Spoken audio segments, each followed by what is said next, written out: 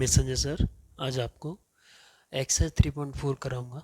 ठीक है, ये एक्सरसाइज आपकी class 11th chapter trigonometry function से है। ठीक है, इसमें हमने पिछली क्लास में आपको इससे रिलेटिव बेसिक कॉन्सेप्ट समझा दिए थे, जिसमें हमने समझा था कि अगर किसी ट्रिग्नोमेट्री इक्वेशन की form sine x equal to 0 हो तो उसका जनरल सॉल्यूशन इस फॉर्म में होगा x इक्वल एन पाई। यहाँ पर n जो होता है वो इंटीजर होता है। ठीक है, और cos x इक्वल अगर 0 होगा तो उसका जनरल जो सॉल्यूशन का जो फॉर्म होगा वो x equal to n plus 1 pi by 2। और उसके बाद में अगर tan x इक्वल टू 0 होगा तो आपका उसका जो जनरल सॉल्यूशन का फॉर्म होगा वो x इक्वल टू एन पाई होगा।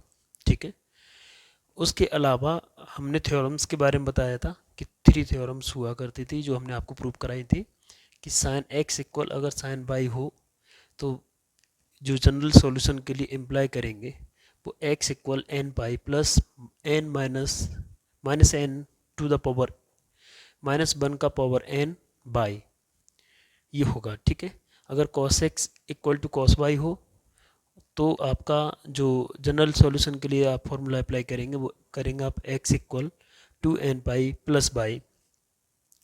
ऐसे ही आप अगर tan x equal to tan by हो तब आप इम्प्लाई करेंगे x equal n pi plus by. तो ये इनके जनरल सॉल्यूशंस के फॉर्मूले थे जो हमने आपको अपनी पुरानी क्लास में आपको बताया। ठीक है, आज हम इस क्लास में इन सॉल्यूशन से रिलेटिव एक्सरसाइज 3.4 करेंगे, जिसमें आपको निकालेंगे ये निकालना है कि प्रिंसिपल सॉल्यूशन क्या होंगे। यानी पहला क्वेश्चन इसमें ये कह रहा है कि find the principal and general solution of the following. यानी आपको ये जो क्वेश्चंस दे रखे हैं इनके आपको प्रिंसिपल सॉल्यूशन निकालने हैं और आपको इनके जनरल सॉल्यूशन निकालने हैं। तो प्रिंसिपल सॉल्यूशन और जनरल सॉल्यूशन कैसे निकालेंगे उनको हम इस क्लास में देखेंगे। ठीक है, तो पहले क्वेश्चन का पहला पार्ट अगर देखें तो है आपके सामने कि अगर आपको tan x इक्वल दे रखा है √3 के, ठीक है, तो हमें इसका प्रिंसिपल सॉल्यूशन निकालना है और जनरल सॉल्यूशन निकालना है। तो अगर आप इसे देखें, अगर इसका अगर प्रिंसिपल सॉल्यूशन चाहिए तो आप इसकी फॉर्म देखो किस में है। tan x इक्वल टू, क्या ये 0 के बराबर है? नहीं है। अगर tan x इक्वल टू 0 होता तो इसका जनरल सॉल्यूशन निकालते, वो x इक्वल टू एन पाई हो जाता। ठीक है, यहाँ पर आप यहाँ पे n का वैल्यू यहाँ पर पुटअप करते, लेकिन अब ऐसा है यहाँ है नहीं। तो आप क्या करोगे कि इसको ये देखो कि 10 में √3 किसकी वैल्यू होती है। ये 10 में जो √3 जो वैल्यू होती है वो आपका 1060 की वैल्यू होती है। ये 1060 की वैल्यू होती है, तो इसे हम लिख सकते हैं 10x equal to 10 pi by 3। 1060 को हम क्या लिख सकते हैं? 10 पाई बाई 3। ठीक है, अब ये जो फॉर्म बनी हुई है, ये फॉर्म बनी है जो थ्योरम हमने सीखी, क्या सीखी? 10x equal to 10 by. तो इससे इसकी कंपेयरिंग करेंगे, 10x इक्वल टू 10 बाई। अगर कंपेयरिंग करते हैं तो आप x के ऊपर तो x देख रहे हो तो x लिखोगे, और बाई के ऊपर आप पाई बाई 3 देख रहे हो तो यहाँ पर पाई बाई 3 देखोगे। तो आपको x की वैल्यू क्या मिली? Pi by 3। तो एक ये जो पाई बाई 3 है ये भी एक प्रिंसिपल सॉल्यूशन होगा। क्यों?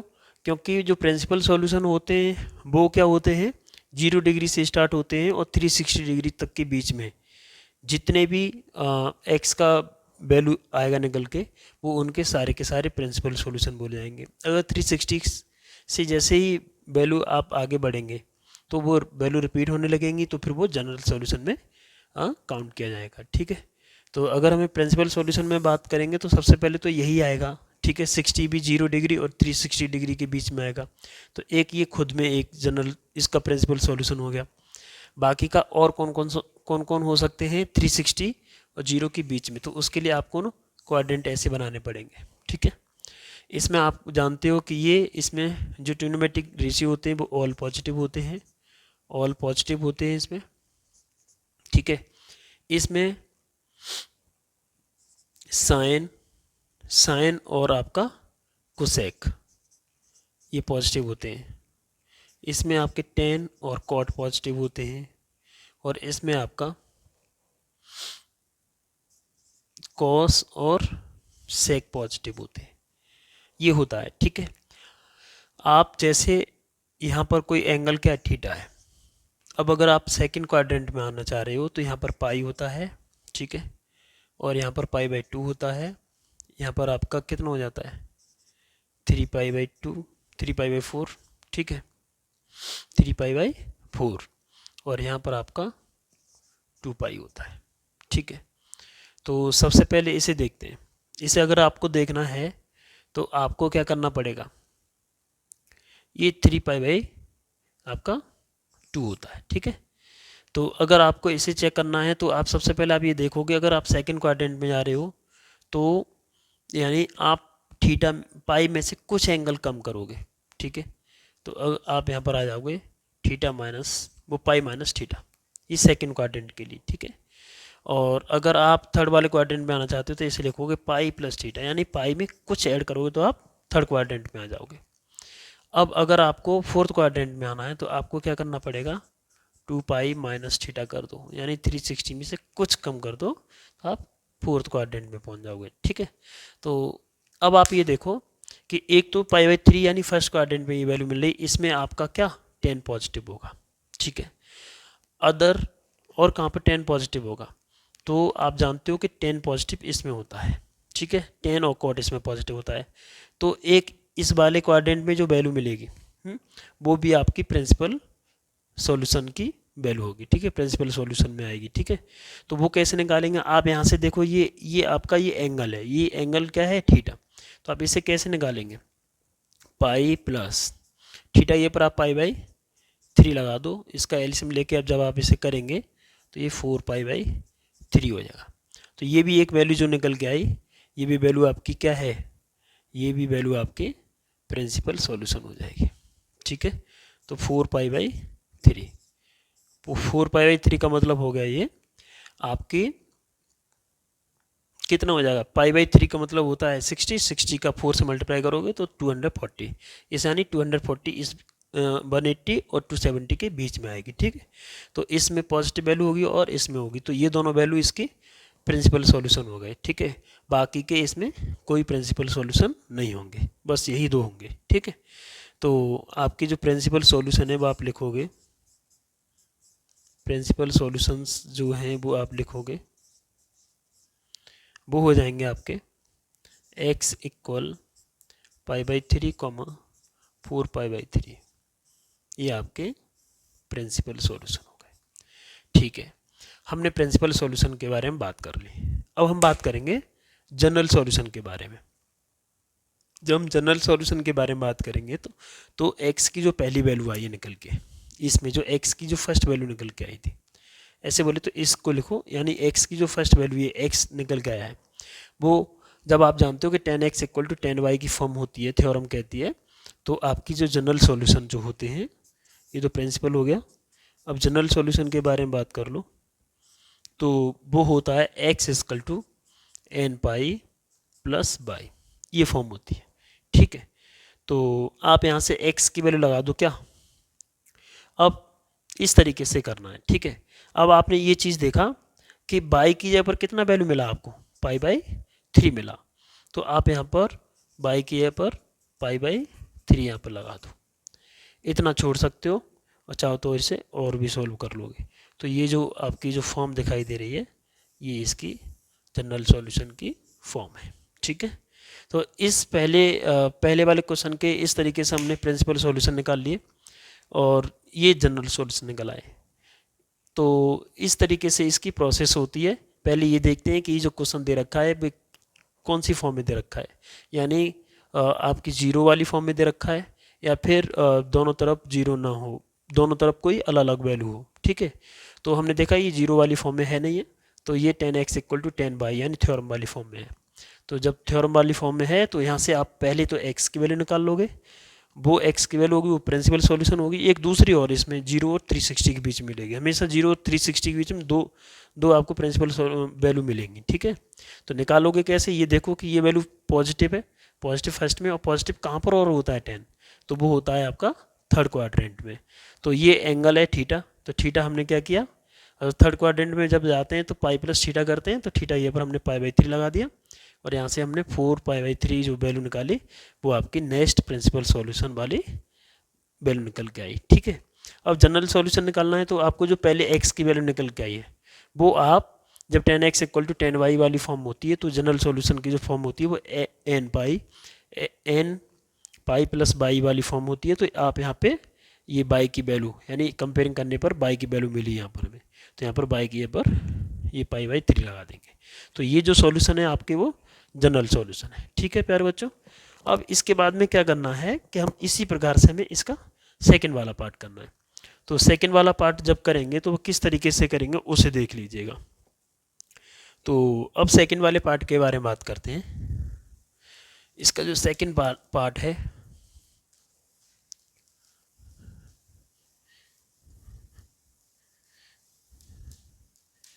वो है आपका कि सेकंड वाला जो क्वेश्चन है इसका वो है आपका sec x = 2, ये है।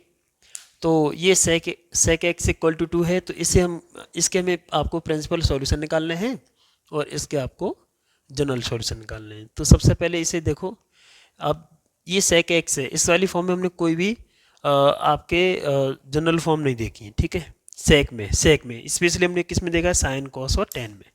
तो कोशिश करो कि ये जो sec है ये साइन कॉस टेन वाली फॉर्म में किसी में बदले। तो sec किस में बदल सकता है, sec को लिख सकते हैं हम 1/, क्या लिख सकते हैं, इसको लिख सकते हैं, इस sec के नीचे 1 मान लो और इसके भी नीचे 1 मान लो। तो इसे अगर हम 1/sec x लिख दें उल्टा करके तो ये हो जाएगा 1/2, और 1/sec x क्या होता है, cos x, तो cos x हो जाएगा 1/2 के बराबर। ठीक है, तो अभी cos x देख रहे हैं किसी न किसी वैल्यू के बराबर आ रहा है, यानी cos x = 0 के बराबर नहीं आ रहा है। तो ये वाली फॉर्म तो बन नहीं रही है, तो अब ये कौन सी फॉर्म बन रही है, वो बन रही है वो फॉर्म आपकी cos x = cos y। कैसे बन रही है, 1/2 cos में किसकी वैल्यू होती है, 1/2 जो cos में जो वैल्यू होती है वो होती है cos 60 की, ये cos 60 की वैल्यू होती है। तो इसे हम क्या लिखेंगे, पाई/3। ठीक है, तो पाई/3 होती है। अब आप इसे देखो, अब अब हमने देखा कि cos x = cos पाई/3 है, जो फॉर्म बन रही है आपकी cos x = cos y वाली थ्योरम वाला। तो आप यहाँ से कंपेयरिंग करेंगे इसकी किससे, cos x = cos y से। तो आप यहाँ से देख रहे हो कि आपको y की वैल्यू क्या मिल रही है, पाई/3। ठीक है, तो x आपका हो गया, एक तो वैल्यू होगी आपकी क्या, पाई/3 x का वैल्यू। ठीक है, यहाँ पर देखो कंपेयरिंग करने पर इससे कंपेयरिंग करने पर आपको y के पर पाई/3 मिलेगा, x के पर x मिलेगा। ठीक है, तो एक तो ये आपका प्रिंसिपल सॉल्यूशन हो गया। ठीक है, एक ये प्रिंसिपल सॉल्यूशन हो गया। और दूसरा प्रिंसिपल सॉल्यूशन क्या हो जाएगा, cos किस में पॉजिटिव होता है, एक तो इसमें होता है क्योंकि ये 60 इसमें होता है, और cos होता है आपका पॉजिटिव आपका फोर्थ वाले क्वाड्रेंट में। ठीक है, फोर्थ वाले क्वाड्रेंट में आप जब जाएंगे तो कैसे लिखेंगे, 2 पाई - थीटा, और थीटा क्या है, पाई/3। तो पाई/3 इसमें से घटा दो, जब एलसीएम लेंगे तो 6 में से पाई जाएंगे तो 5 पाई/3। एक ही और प्रिंसिपल सॉल्यूशन हो जाएगा इसका। तो प्रिंसिपल सॉल्यूशन जो है इसके, प्रिंसिपल सॉल्यूशंस जो हैं इसके वो हो जाएंगे आपके, एक हो जाएगा पाई/3 और दूसरा हो जाएगा आपका 5 पाई/3। ये आपके दो प्रिंसिपल सॉल्यूशन निकल आएंगे। ठीक है, तो ठीक है, हमने प्रिंसिपल सॉल्यूशन निकाल लिए। अब हमको इसके निकालने हैं क्या, हमें इसके निकालने हैं जनरल सॉल्यूशन। तब cos x = cos y वाली जब फॉर्म होती है तो जनरल सॉल्यूशन की फॉर्म क्या होती है, देन हम क्या जानते हैं कि अगर 10x जब आप cos x = cos y की फॉर्म देखेंगे वहाँ पर आप क्या करेंगे, जनरल सॉल्यूशन के लिए आप लिखेंगे, जनरल सॉल्यूशन के लिए कि x इक्वल होगा किसके बराबर होगा आपका, 2n पाई प्लस आपका y। तो आप यहाँ पे क्या करेंगे, y की यहाँ पर क्या है आपको दिखाई दे रहा है, पाई/3, तो आप यहाँ पर पाई/3 लगा दो, पाई/3 इतना छोड़ दो, यही आपके क्या है जनरल सॉल्यूशन है। तो ये रहा आपका सेकंड क्वेश्चन। तो सेकंड क्वेश्चन इस तरीके से हो जाएगा। अब जैसे फर्स्ट हमने किया है, ऐसे सेकंड किया है, ऐसे हमको थर्ड करना है, ऐसे हमको फोर्थ वाला क्वेश्चन करना है। तो अब आप क्वेश्चन नंबर आपका थर्ड देख लीजिए कि थर्ड क्वेश्चन कैसे करेंगे। तो अगर थर्ड वाले क्वेश्चन के बारे में बात करेंगे तो देख लेते हैं कि ये कैसे करना है।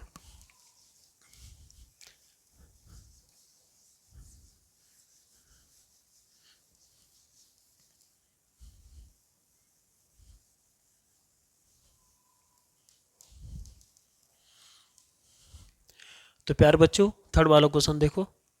थर्ड वाला है आपका कॉट एक्स इक्वल है -√3 के। कॉट एक्स किसके इक्वल है? √3 के।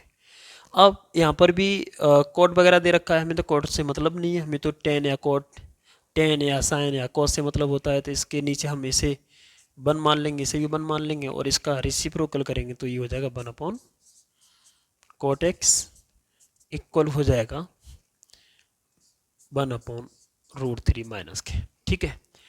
अब 1 अपॉन कॉट क्या होता है आपका? ये होता है 10x और ये माइनस के 1 अपॉन √3। अब ये आप जानते हो 10 में जो 1 अपॉन √3 जो वैल्यू होती है वो होती है 10/30 की।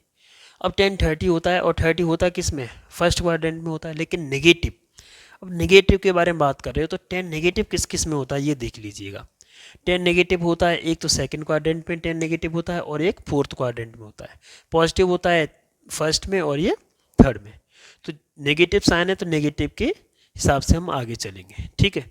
तो आप ये देखिएगा, ये आपका कितना हो गया? 1/√3। 10 कितने की वैल्यू होती है? 30 की।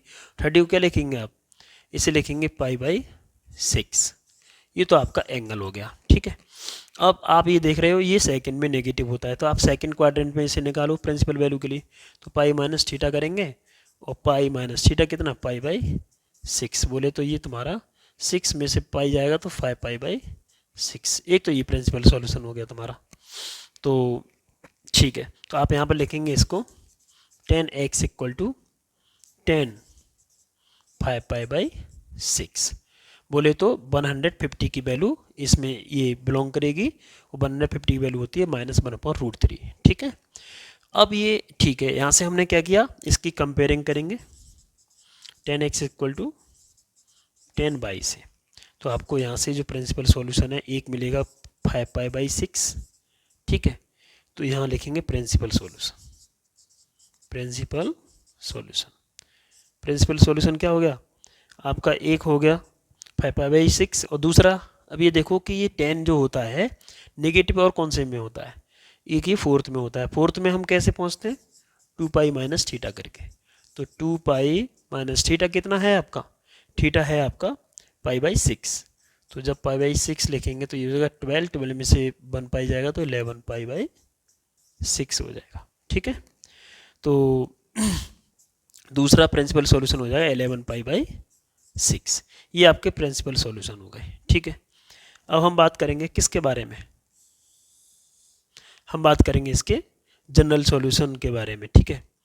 एंड जनरल सॉल्यूशन, तो जनरल सॉल्यूशन के बारे में अगर बात करेंगे तो 10x इक्वल टू 10y हो तो जो जनरल सॉल्यूशन होता है वो उसकी जो फॉर्म होती है वो x equal to n π + y।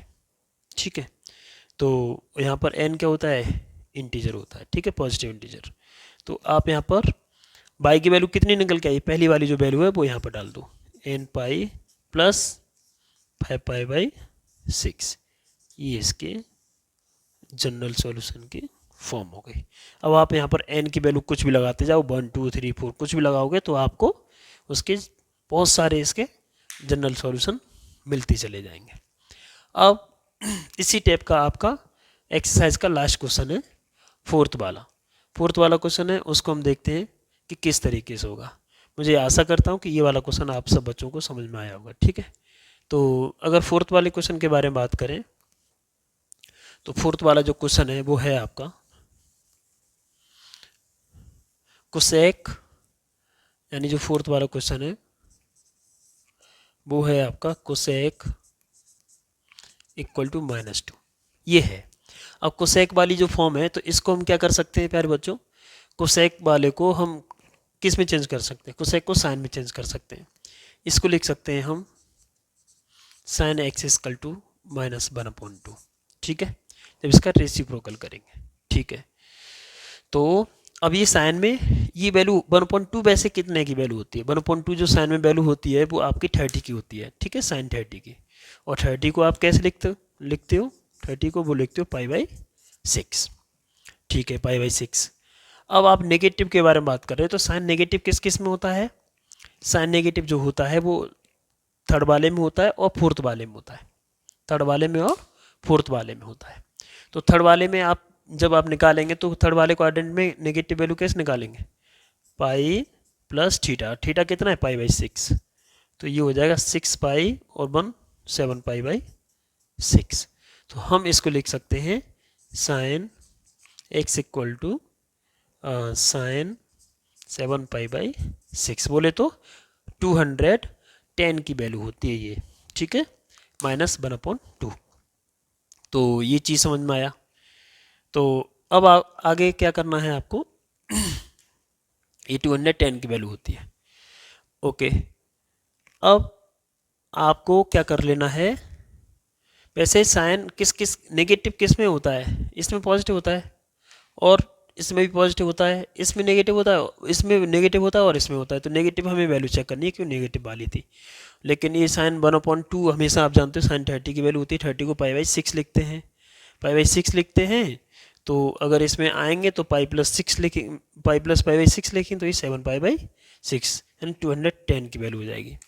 अब यहाँ से आप देख रहे हो कि साइन x इक्वल है आपका साइन y के, यानी वो वाली फॉर्म बन रही है, ठीक है। ऐसी कंडीशन में आपको जब कंपेयरिंग करेंगे sine x equal to sine y से, तो आपको यहाँ से x मिलेगा 7π/6। एक तो ये प्रिंसिपल हो गया, प्रिंसिपल सॉल्यूशन हो गया, प्रिंसिपल सॉल्यूशन। दूसरा और निकालना है तो वो क्या मिलेगा, एक तो नेगेटिव इसमें और होता है साइन, ठीक है।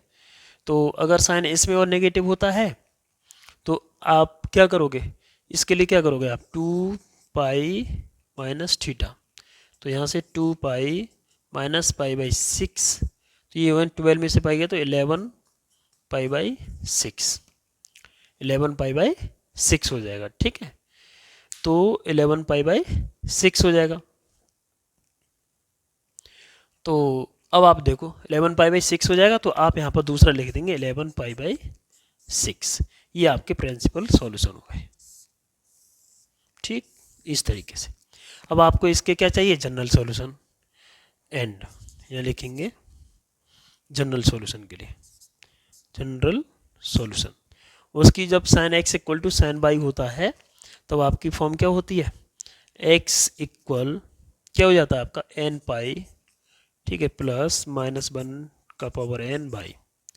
तो जब आप कंपेयरिंग करेंगे तो y की वैल्यू क्या मिलेगी, y की वैल्यू आपको पहली वाली वैल्यू ही y की वैल्यू होती है, तो n पाई प्लस -1 n और y की ये पला दो 7π/6, ये आपकी फॉर्म बन जाएगी। यहाँ पर n क्या है, इंटीजर है, ठीक है। तो इस तरीके से आपका ये जनरल सॉल्यूशन हो गए। तो प्यारे बच्चों ये एक्सरसाइज 3.4 के क्वेश्चन 1 2 3 4 क्वेश्चन आपके फिनिश हो गए, जिसमें आपको प्रिंसिपल सॉल्यूशन और आपको जनरल सॉल्यूशन निकालना था, ठीक है। तो प्रिंसिपल सॉल्यूशन और जनरल सॉल्यूशन कैसे निकालते हैं वो आपने समझा, कोई परेशानी वाली बात नहीं थी, बहुत आसान तरीके से हम निकाल सकते हैं। और ये आपने समझा होगा कि किस तरीके से इनको निकाल लेते हैं, जैसे फॉर्म बनती है उस हिसाब से उसको निकालते चले जाते हैं। आशा करता हूँ इतने क्वेश्चन समझ में आए होंगे। अब इससे आगे क्वेश्चन 5 से और क्वेश्चन 9 तक आपको नेक्स्ट वीडियो में समझाएंगे कि किस तरीके से हम उसके आगे वाले क्वेश्चंस लगाएंगे, ठीक है। तो ठीक है, आज के लिए बस इतना ही। अच्छे से रहिए, ख्याल रखिए अपना, और हमें अनुमति दीजिए, हम अगली क्लास में मिलेंगे, जिसमें हम आपको एक्सरसाइज 3.4 से रिलेटिव बाकी की जो क्वेश्चन है 5 से लेकर 9 तक वो कराएंगे, ठीक है। नमस्कार।